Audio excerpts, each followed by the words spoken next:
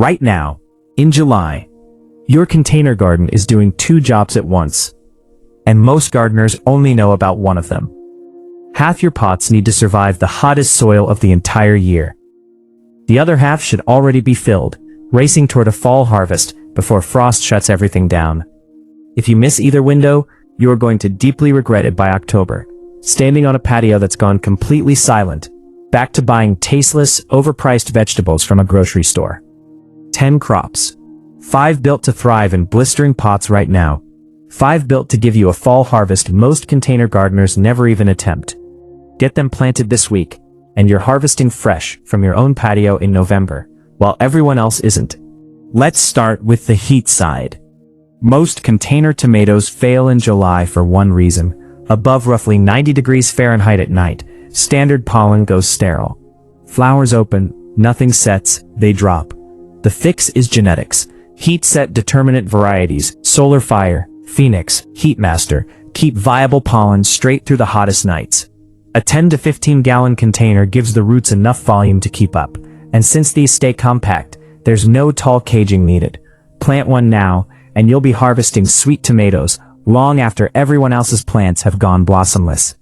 By mid-July, most cucumber vines in pots are coated in powdery mildew and gasping at the rim. Don't nurse the old plant. Start fresh. Warm July soil germinates cucumber seed in 4 to 6 days, nearly double spring speed. That new plant peaks in September, right as the worst heat breaks. Train the vines up a vertical trellis set right inside the pot or a 5-gallon bucket. Getting leaves off the container's rim creates airflow that starves out the fungal disease thriving in stagnant, humid air near the soil. Nobody talks about the real reason potted zucchini collapses in early summer.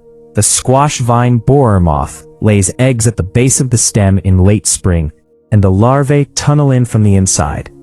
Plant zucchini in July, and your container skips that entire pest cycle. By the time the plant is large enough to attract the moth, its egg-laying window has closed. A 10 to 15 gallon pot handles the root system. Harvest fruit at 6 to 8 inches instead of letting it balloon, and the plant keeps pushing out new squash instead of stalling. Most people plant beans once in spring and stop. That leaves an entire second harvest sitting unused. Bush beans sown directly into hot container mix germinate in 3 to 4 days. No trellis needed. They're self-supporting. Coat the seed in bacterial inoculant powder before planting to supercharge root establishment in already hot soil, and you'll have a concentrated harvest in under 50 days, right as cooler nights make the pods sweeter. Need instant gratification while the slower crops catch up? Plant radishes in the second half of July, not the first. That timing shift alone moves maturity into shortening days instead of the year's longest, hottest ones. The difference between a sweet, crisp radish and a hollow, bitter one. 22 to 28 days. Pot to plate. Mark the date. Pull on time. That's the heat side handled. But while those 5 pots are surviving peak summer, a second clock is running. Your last real window to plant containers for a fall harvest. Here's what to fill next. Most people treat kale as a spring-only crop. Plant it in a pot this July, and it gets to do something spring kale never does. Hit a hard frost. Below freezing, kale converts stored starch into sugar. The leaves that follow are noticeably sweeter and more tender than anything grown all summer.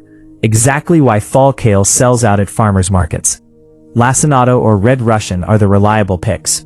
Plant now, and October turns this container into the best thing on your patio. While potted lettuce bolts and spinach quits by August, chard keeps producing through summer heat and into fall's first light frosts. What most people never learn until they grow it, stems and leaves cook as 2 separate ingredients. Leaves wilt down in under 2 minutes, stems need 4 to 5 minutes on their own. Separate at harvest, cook stems first, add leaves last. Rainbow or celebration varieties, stems in red, yellow, orange, white, also make one of the best looking containers on any patio. Carrots get blamed for being impossible in pots, and it's almost always the cause. Carrot seed sits barely a 1/4 inch deep in container mix, and July heat dries that surface layer out in minutes. The fix? Lay a damp piece of burlap or a cardboard circle directly over the top of the pot.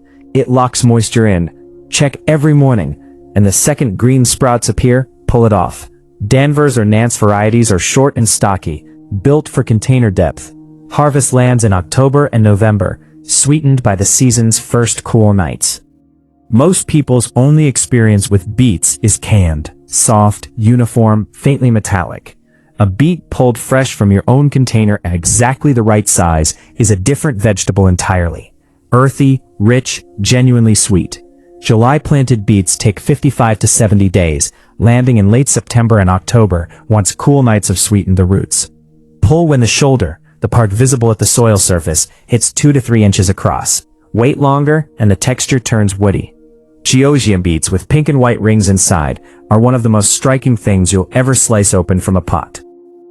This is the crop that proves the whole approach. New Zealand spinach isn't even related to traditional spinach, which is exactly why it survives where regular spinach can't. Its leaves store water in tiny surface bladders that reflect sunlight away, keeping the plant cool straight through July's worst heat. It sprawls low in a container, tolerates drought better than almost any leafy green, and keeps producing the more you cut it. Through summer heat and straight into fall without bolting. One container, both seasons covered.